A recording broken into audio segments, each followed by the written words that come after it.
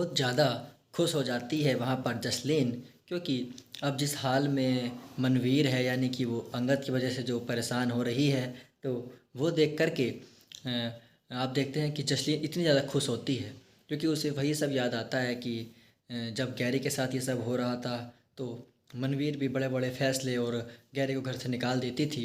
तो इस बात को देखते हुए जसलीन के चेहरे पर इतनी स्माइल आ रही है कि कर्मों का फल है ये तो।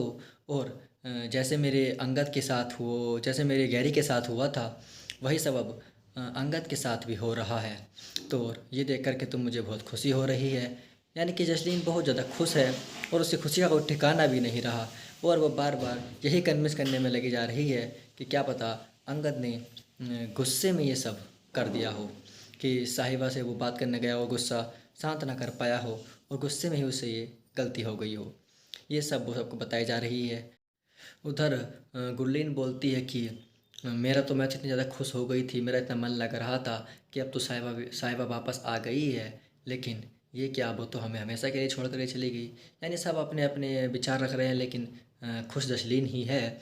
और उधर सीरत तो बहुत ज़्यादा एक तरीके से उसकी तो हंसी और खुशी सब कुछ उड़ गया, उसे पता ही नहीं चल रहा उसे हो क्या रहा है। तो क्योंकि वो अंगद की वजह से परेशान है।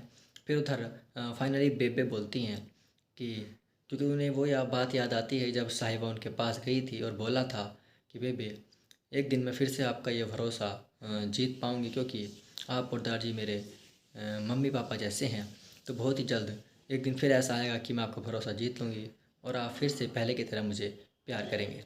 तो ये जब मनवीर को वहाँ पर जब ये बेबे को याद आता है, तो बेबे वहाँ बैठ कर सबको बताती हैं कि ऐसे ऐसे साहिबा ने मुझे बोला था कि मेरा भरोसा जीतेगी फिर से, लेकिन अब तो वो इस दुनिया से ही चली गई है।